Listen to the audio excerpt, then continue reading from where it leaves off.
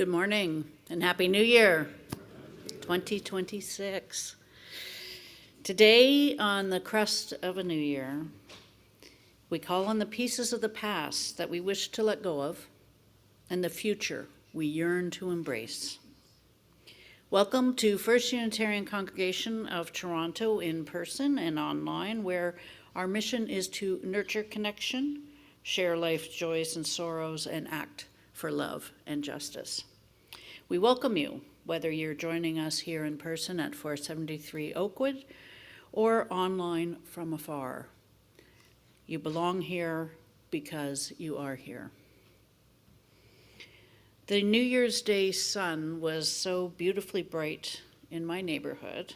It looked like summer from my window, even while it glinted off the snow, reminding me that we'd recently celebrated the solstice here at 473, and it echoed that promise.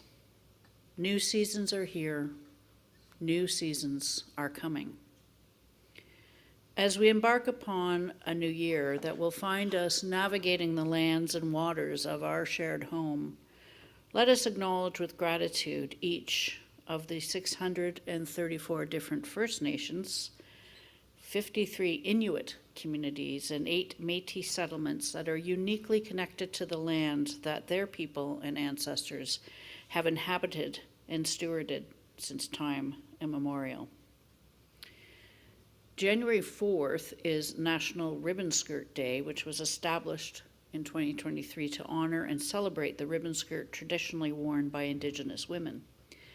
The ribbon skirt is a spiritual symbol of womanhood, identity and adaptation and survival, and is a way for women to honor themselves and their culture. Let us all renew our commitment to take action this year in ways that help heal the wounds of our past and our present in the ongoing and essential work of reconciliation. Today we celebrate our annual fire communion, which draws us together to reflect on the lessons of the past year and to embrace the new year with inner renewal and commitment.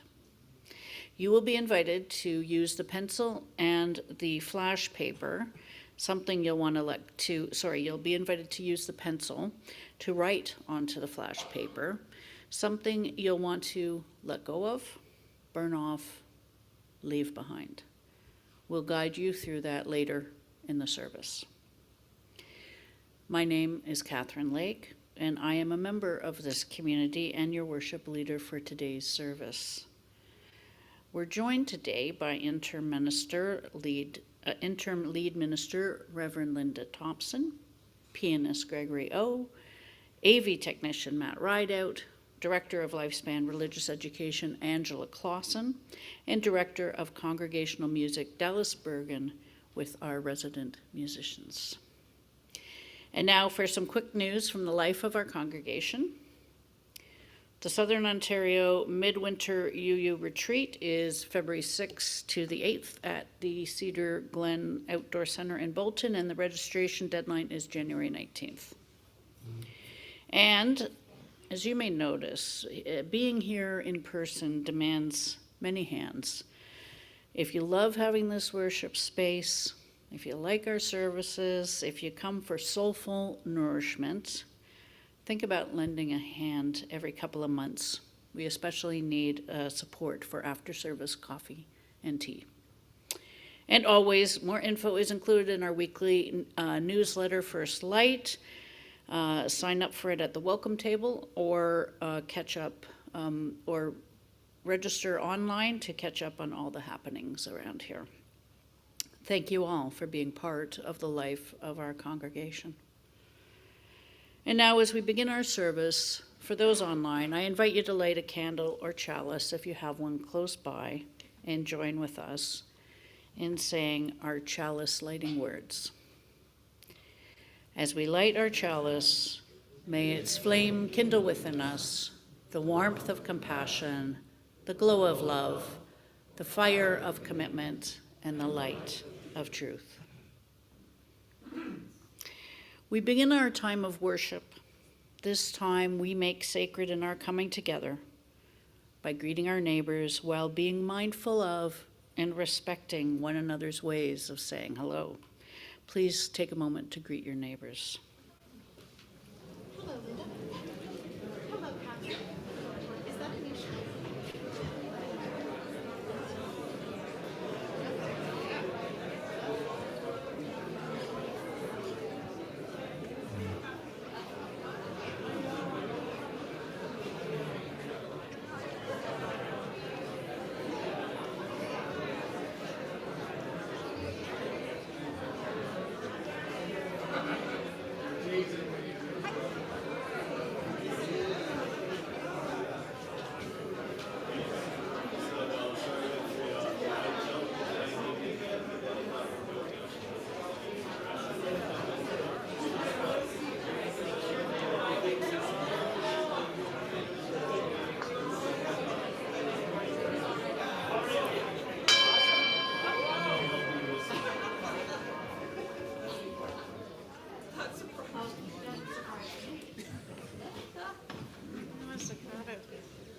Wow, sorry about that. I was just trying to gather. The first ring didn't even sound over the din of the room. So, I now invite you to rise as you are able and join in singing together hymn number 1, Let Nothing Evil Cross This Door.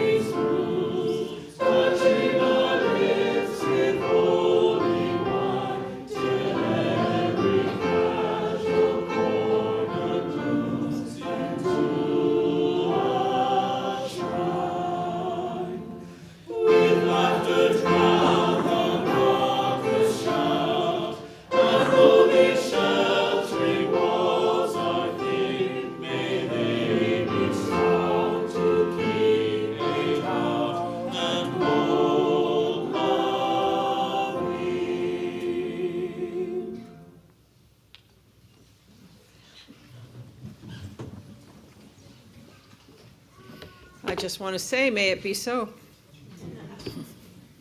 The words I share now are adapted from some by Linda Hart. And she wrote, "Every day is a new start, every year a beginning, or so we'd like to believe. And we don't know, can't anticipate where we will go, what will happen, what delights await, what heartbreaks will tear us open, the paths unexpected that open before us. And even knowing that, we lean our lives in particular ways, focus on particular moments, incline our attention to what is in our hearts and our lives and our hands to offer. We come here amidst it all to find a moment, connection, to pause on the journey in gratitude and sorrow. It is good to be together." And now please join with me as we read together the aspiration, the covenant of this congregation. Love is our doctrine, the quest for truth is our sacrament, and service is our prayer, to dwell together in peace, to seek knowledge in freedom, to serve life to the end that all souls shall grow into harmony with the divine. Thus do we covenant with each other and with all. And over to Angela.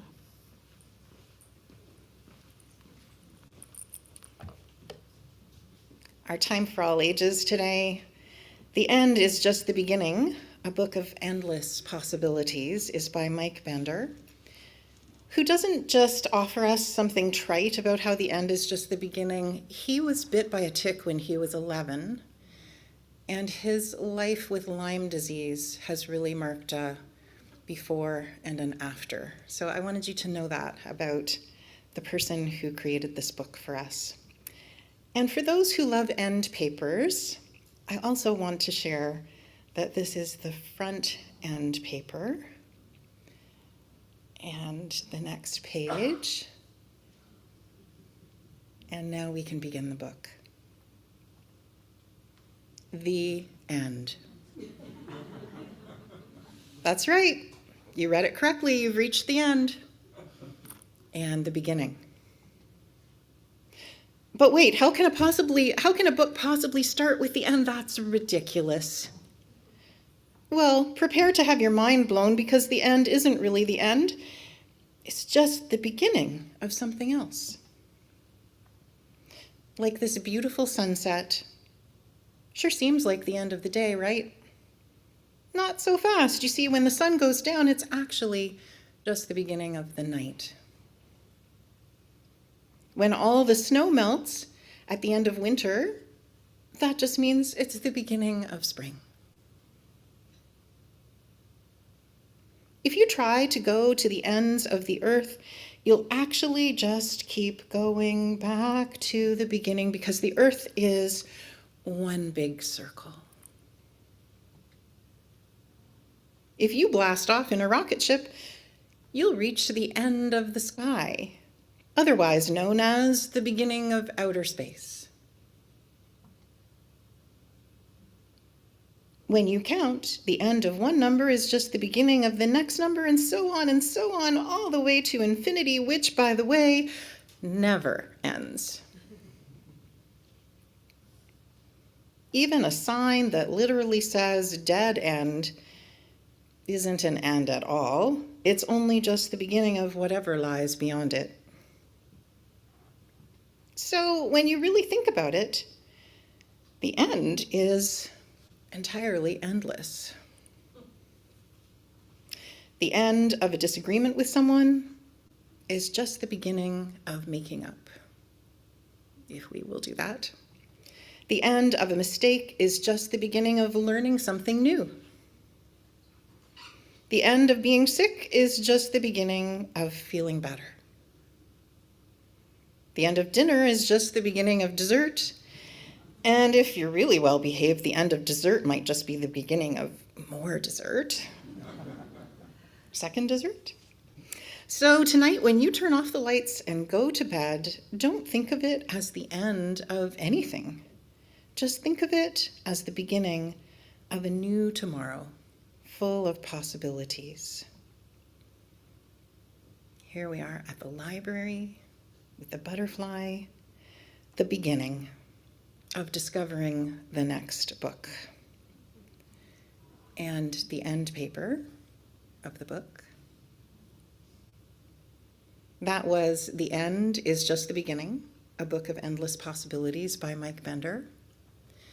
And today, while we're having our wonderful multi-generational ritual together, if there's anybody whose body needs to move or who would like to come back to their seat with something that they can work on while they listen, we have a table at the back. Isabella and I will be there to welcome you with packets that you can bring to your seat, or if you would like to stay with us so that you can hear the music and come back for the ritual.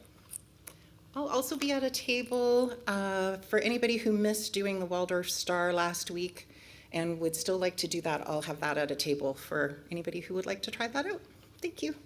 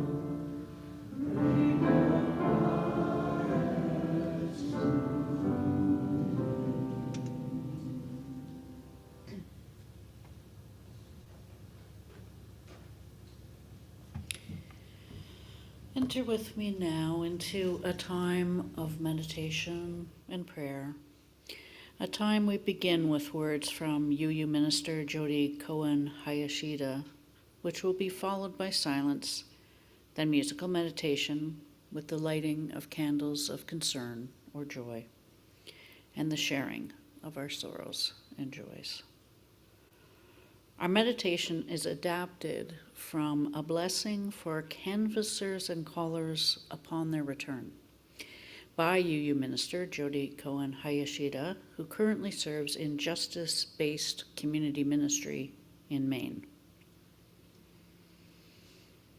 It may be that one of us will be in the presence of greatness today. Strengthen someone's resolve, crack someone's defensive shell, or feel our own shell soften. It is more than possible that one of us will tend to somebody's wounded spirit today, interrupt someone's isolation, awaken dormant seeds of hope in a weary heart. A holy and cleansing anger sparks into life when confronted with the possibility that one of us is afraid today, or will have our own sacredness denied, or endure ignorance and hatred. Though it is equally likely that one of us allows our full divinity to blaze forth today, refusing to be erased, trusting our own strength, finding the will to lean into the discipline of persistence. As we set down this work for the day, may we release with it all that has wounded us, keeping close only what has fed and enlivened our spirit, strengthened our will, reinforced the promise of our collective power, and reminded us once again, of the fundamental truth that when we bless the world with our love, we are blessed in return.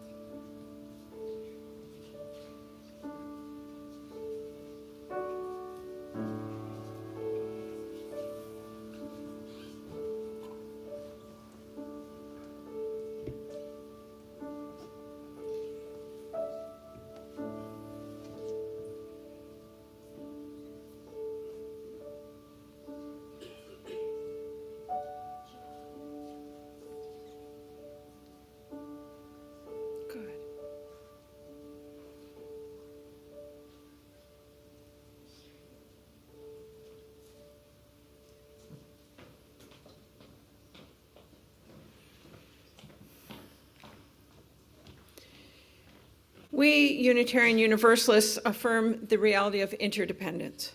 What touches the life of one touches many others. And in these moments, we seek to widen our caring ministry by having space for our sorrows, our joys, and the milestones of our lives. Today, I have a sorrow to share with you. Some of you will have already heard that last week, Reverend Pat Trudeau, a colleague of mine, who many here knew through her work with Unicamp, the neighborhood congregation in Northwest, died following a stroke. Our thoughts are with her grieving husband, Wilburn, and her son, Donovan, who have also been very much a part of our UU community. Today, we hold in our hearts all those who are heavy-hearted and those who are struggling, grieving, and facing illnesses.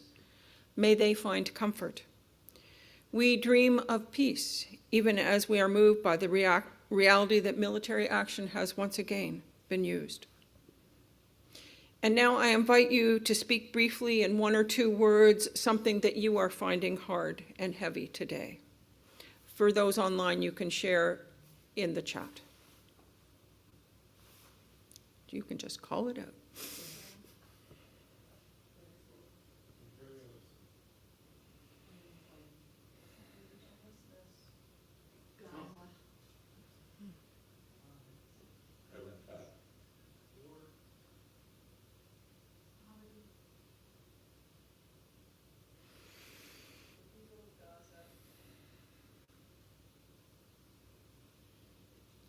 And even as we hold all of that and more, we know that life offers gifts and delight. And today I am delighted for us to wish Tanya Cothran a very happy birthday.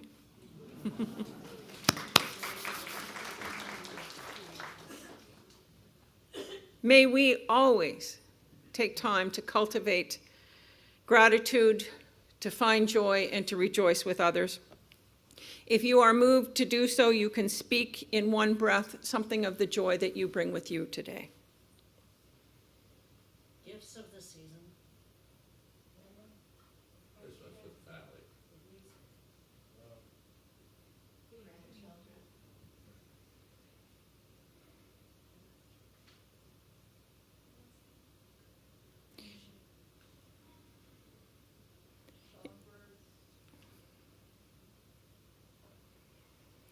In joy and in sorrow, in struggle and success, may we together embrace life's blessings, even as we have the strength to face its challenges. May our beloved community be a place where we witness the lives of others. Today, I find myself thinking of the words of Adrienne Rich, who said, "My heart is moved by all I cannot save. So much has been destroyed. I have to cast my lot with those who age after age perversely, with no extraordinary power, reconstitute the world." Blessed be.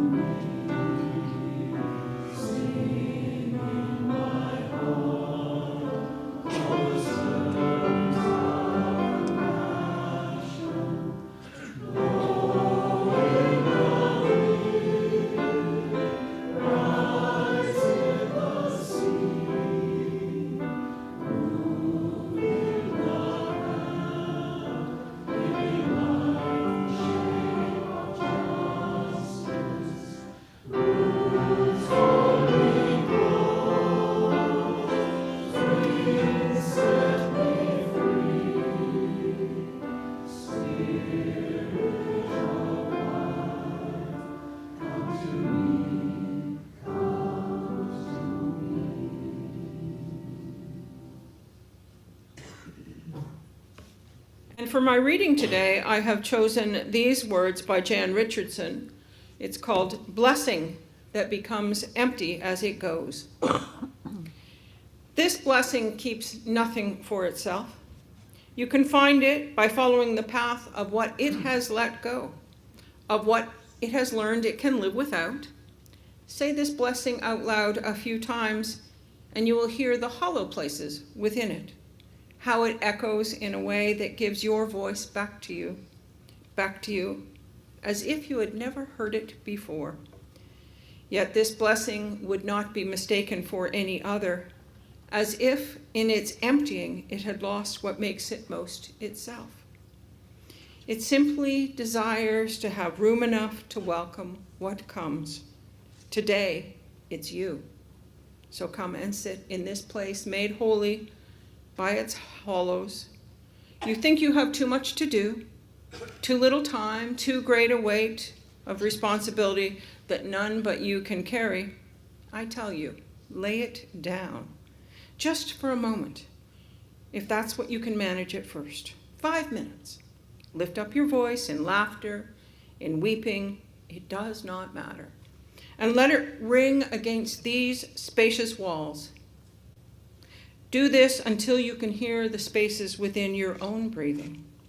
Do this until you can feel the hollow in your heart, where something is letting go, where something is making way.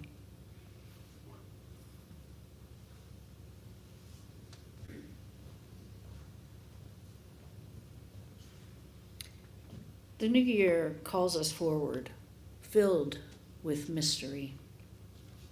As we turn toward this new year, we take a final glimpse of the past year and reckon with it all that it held for us.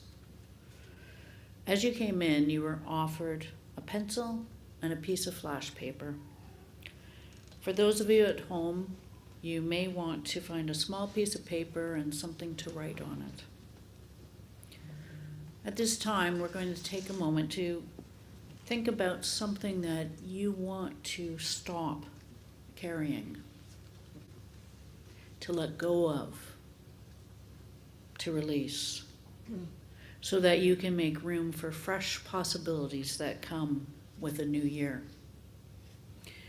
What we release may have been useful, but not everything that has value retains it. In setting intentions to let go of something, you make room for something else.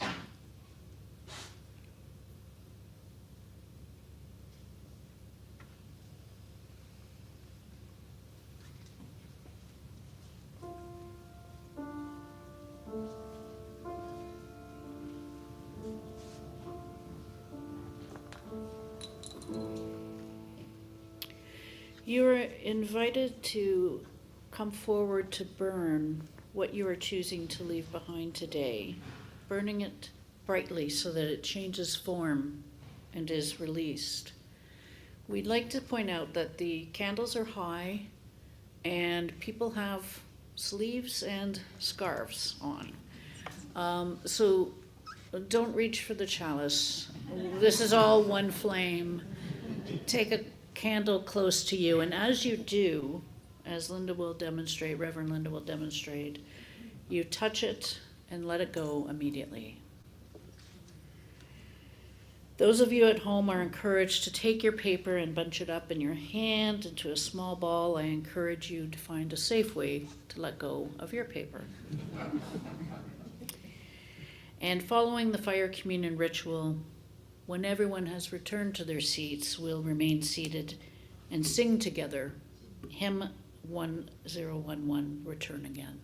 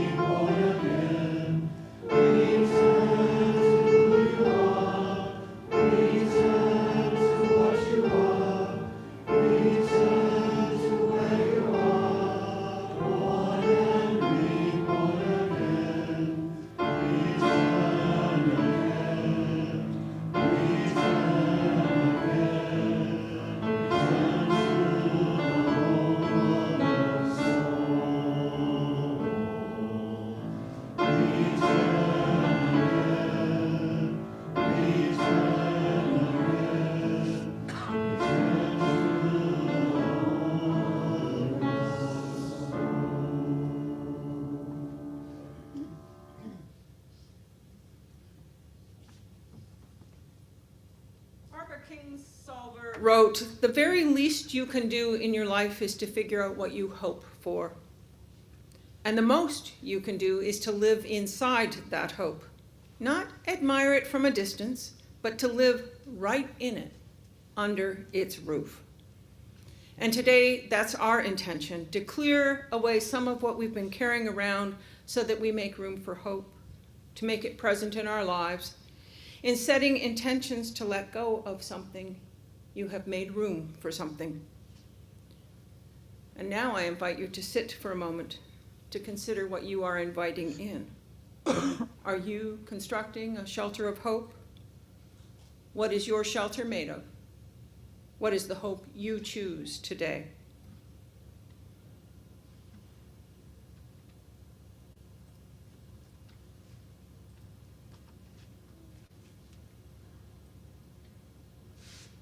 Today is, as every day is, a new beginning. There is something about the new year, though, that brings it sharply into focus. Today is a new beginning.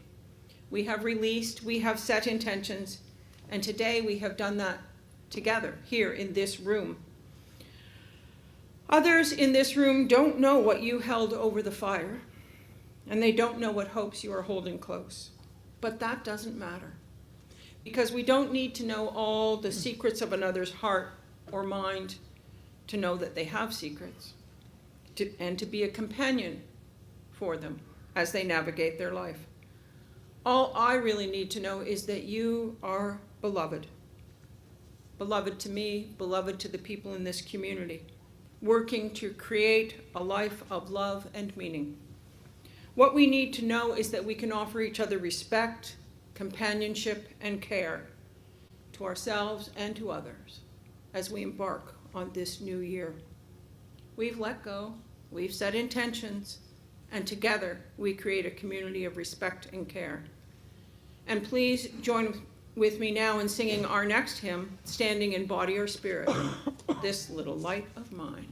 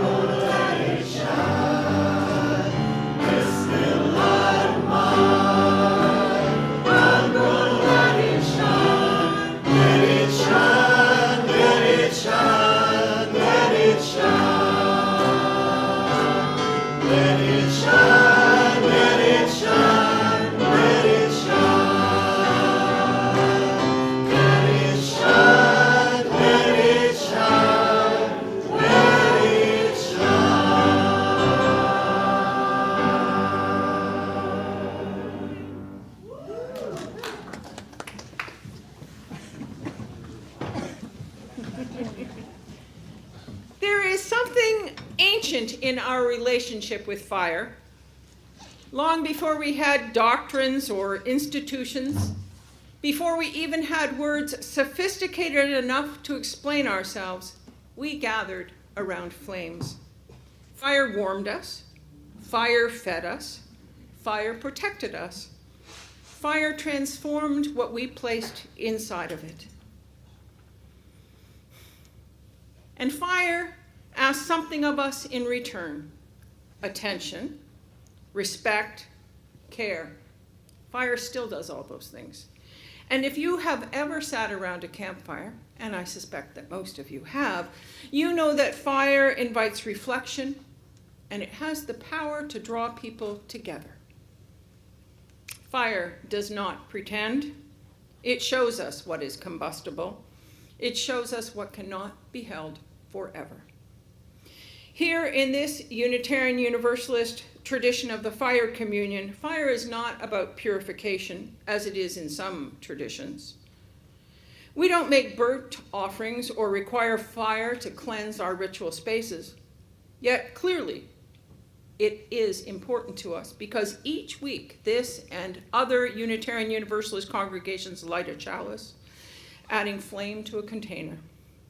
Fire in our tradition is a symbol of hope, of light, the light that reveals truth, and it is a transition from ordinary time to the time that we hold reverentially separate from other times. And fire communion is not about erasing or burning away parts of ourselves, pretending we can burn away pain without residue. We know that our experiences, our transformations, and our pain all leave their mark on what is to come. Fire leaves something of itself behind. So for us, fire is about honesty. It's about discernment. It's about choosing again and again and again what we will carry forward and what we are ready to set down. Because every life accumulates weight, some more than others. We accumulate habits that once protected us, but now constrain us. We accumulate stories about ourselves that were handed to us by others, stories about what we were allowed to want, how much space we should take up, how loudly we could speak our truth. And we accumulate grief, some of it sharp and recent, and some of it so old we sometimes forget we are still carrying it. And we accumulate fear, quiet fears, respectable fears, fears dressed up as realism or responsibility.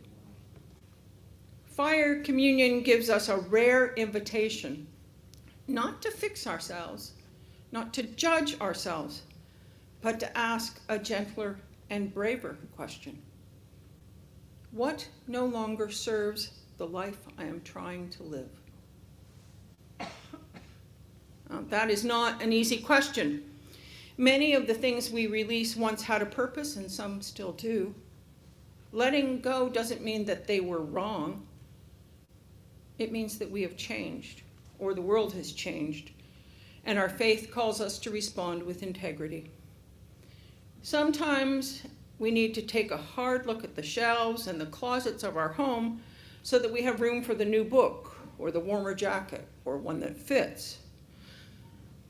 A life that isn't stagnant means we must make room sometimes. We must make hard decisions to donate or sell what no longer warrants the space it takes. Unitarian Universalism does not tell us what to believe, but it does ask us to be accountable for how we live. Our principles speak of inherent worth and dignity, justice and compassion, acceptance and encouragement towards spiritual growth, of dismantling racism. And fire communion sits right at the intersection of all of those commitments. Because growth requires release. Maybe what you used to believe doesn't serve you anymore in your current phase of life. Maybe the expectations that you tried to live up to, held by others or yourself, don't really represent who you are now. Life is, I think, a long process of setting some things aside in order to live into current or future possibilities. You cannot take hold of something new if your hands are already full. You have quite likely heard the story of the wise Zen master. People came to him to get his advice and to learn something of the way of Zen from him. And one day, a clever man, in some stories he's portrayed as a professor at the university, a clever man came to him and said, "I would like you to teach me how to achieve enlightenment." Well, the Zen master smiled and said, "Yes, let's discuss this with a cup of tea." As they sat, the master picked up the teapot and began to pour tea into his visitor's cup. And the master poured and kept pouring over the rim of the cup, onto the table, and onto the beautiful clothing of the visitor. The visitor, sure that the master was mad, shouted, "Enough! Can't you see the cup is full? You are spilling it everywhere." The master smiled at his guest and said, "You are like the cup, too full to take any more. Come back to me when your mind is empty." We need to let go of things. We know this, and it is not easy. It is disorienting to find things missing or not in familiar places, even if we're the ones who've done the cleaning out. And it is, if we are to live lives of integrity, still necessary. Fire communion gives us a rare invitation not to fix ourselves, not to judge ourselves, but to ask a gentler and braver question. What no longer serves the life I am trying to live?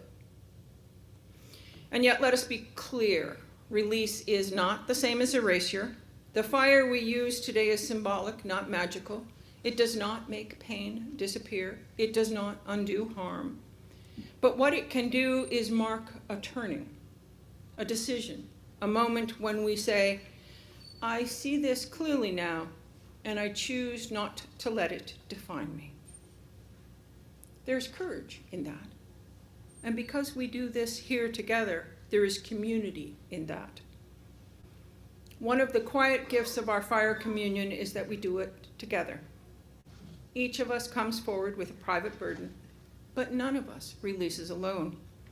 We witness one another, not the details, but the act itself. We say without words, "You are not the only one who struggles. You are not the only one who is trying." In a world that constantly urges us to be perfect, optimized, invulnerable, this ritual offers a different vision of faith. Not certainty, but practice. Not answers, but intention. Not purity, but honesty. Fire does not ask us to be flawless. It asks us to be present. So as you prepare, whether you have brought something heavy or something small, whether your paper felt full or maybe you left it blank, know this: you are not required to let go of everything at once. Spiritual life is not a single burning, but a series of small, faithful releases over time. What matters is not what we placed in the fire, but the care with which we chose. And when the flame dies down, as it always does, may we remember that the fire was never meant to consume us. It was meant to remind us transformation is possible, meaning is made, and we are always, always allowed to begin again. Always allowed to begin again in love. Blessed be.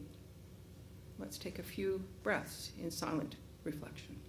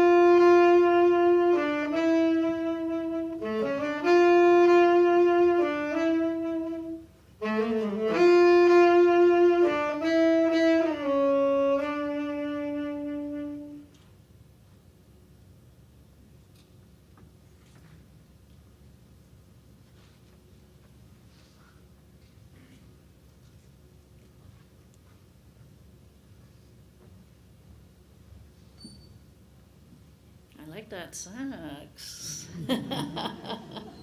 Thank you so much.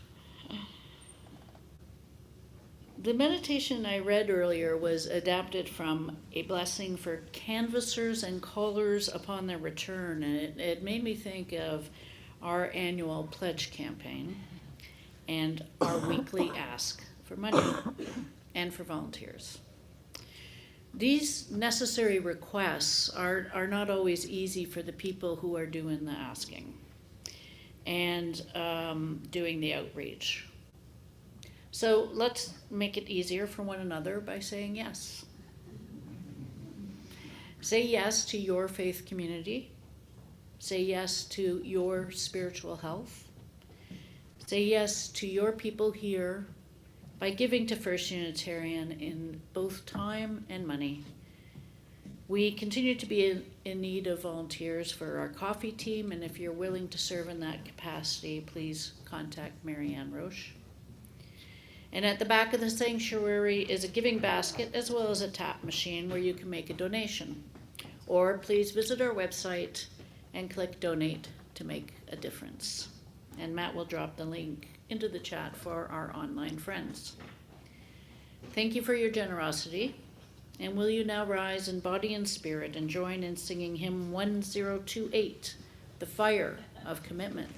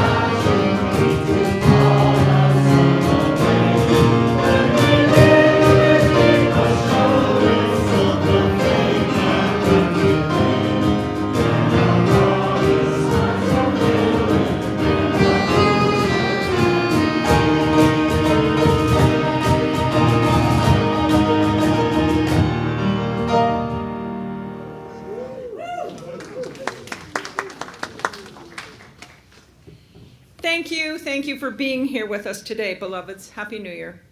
We hope you have found connection and meaning in the service, and we look forward to seeing you again next week, online or in person. For those who are joining online at the end of the service, you will get an invitation to join a small group discussion. Just say yes when you get the prompt. And your question for today, just to get you going, people online or in person, what are the things you do to deepen connections and to find new ways of moving forward? Now we extinguish our chalice. Today it holds the expectations, burdens, and habits that we've given to it. Today our chalice holds, as it may always do, our innermost hopes and dreams. So I close with words commonly used in the London, Ontario congregation. We extinguish this chalice, but not the light of truth, the warmth of community, or the fire of commitment. These we carry in our hearts until we are together again.